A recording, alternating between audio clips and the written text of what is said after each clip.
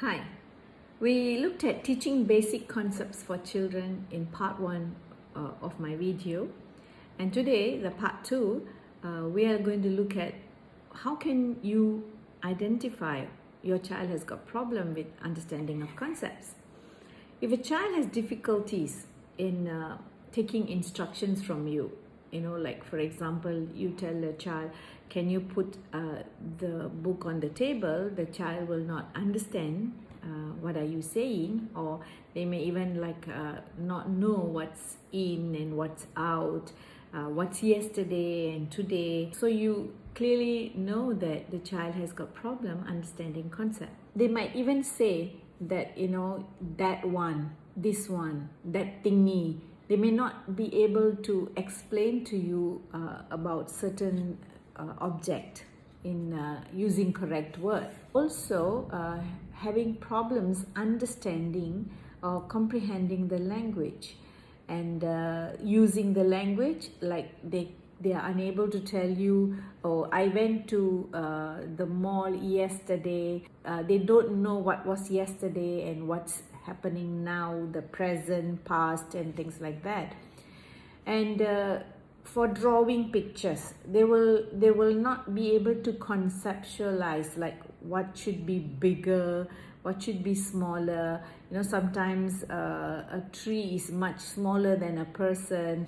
They may not be able to complete jigsaw puzzles, even though how simple it is.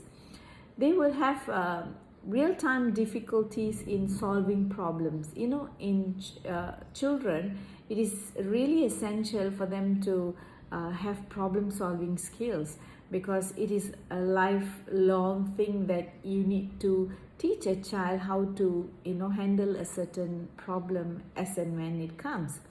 And of course, they will have problems in reading and writing, literacy as concerned. And they'll have problems with even playing, the play skills. They will not be able to play in a manner according to the rules. Like if you tell them, can you throw the, dice or things like that, the concept will not be understood by them. What can be done to improve this understanding of concepts? As parents, of course, first thing is we need to model the right grammar. We need to use those words, as I mentioned in my first video, on the location, on the quantity, the time, numbers, and all that. We need to model it correctly by saying the correct words. And of course, you can read to your child. Use as much as possible illustrations so that they understand what you are trying to say, not just expect them to learn it straight away. Play the game I Spy with My Little Eye, something that is in white. I spy with my little eye a round thing, so they know that these are the concepts. And of course, you can do activities with them like coloring, comparing, and use real objects. I have brought something to show you all. Can you see these two glasses? When you ask the child which glass is empty and which glass is full, so they can really see them. And then you can teach them can you put the spoon into the cup, that sort of thing. Or you can even say, put the cup on the tin or can, so they are learning the concepts of on, in, and then can you put the shaped star into the tin? So they are learning in, and then can you take it out? So that sort of thing. And you can also teach them about a thick book and a thin book. Show them the real objects for them to understand the concepts. Some of the most important concepts that you need to show them or teach them is like full, empty, up, down, big, little, thick, thin, hard, soft.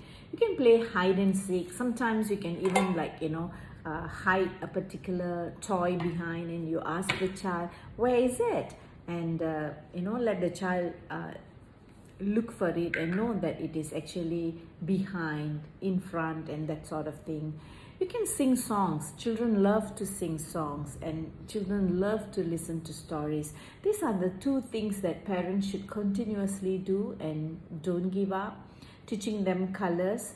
You can do scavenger hunt, like go on a scavenger hunt and find items that are all on a particular color. Example, get a bucket of all the items which are in red or which are in yellow, that sort of thing. You can even wash dishes with them and teaching them like wet, dry.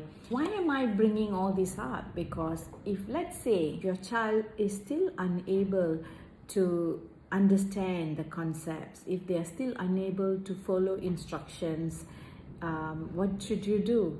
You definitely need to get a speech therapist and find out what is actually the problem, and the earlier the better, so that you will not have problems in the future.